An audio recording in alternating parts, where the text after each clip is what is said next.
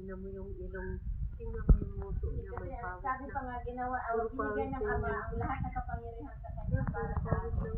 Kaya kung nasaan man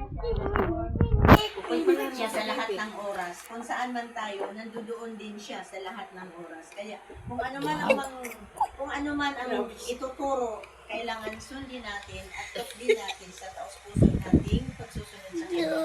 Dahil kasama natin siya sa lahat ng oras. Yun lang. Ako.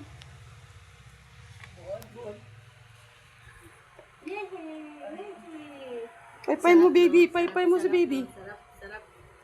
Bait ni kuya. Agoy! Agoy!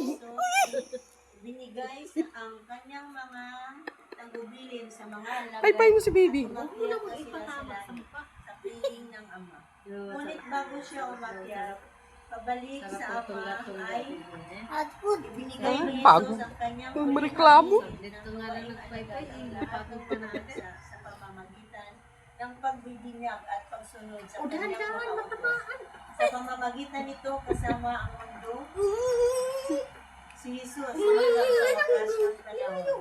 Sa bawat umalis ng panalangin, hindi naman upang matagbilin, kahit ang taong mamamatay ay mayroong last will na tusugin sa pag-alis at sa isang tao na hangad pa rin niya na maayos ang lahat na magpapatuloy sa mga bagay kahit pawala na siya. Para kay Jesus, ang kanya mga bilin ay higit sa mga nabanggit. Ang kanyang bilin ay maghahanda sa atin sa muli na pagpapalik. Bumalik na siya sa Ama. Ngunit siya ay babalik upang makasama tayong muli sa pagtanggap natin sa binyag ng pagsunod sa kanyang utos. Tayo nakikibahagi sa kanyang kaluwalhatian at ito ang magkakaroon na kaganapan kapag nakakasama na natin siya sa luwalhatian.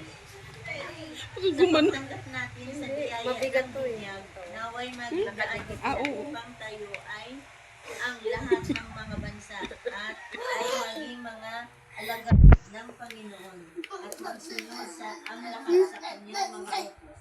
Naway makita natin na ang ating binyag ang nagbubuklod sa atin kay Kristo. Amen. Amen.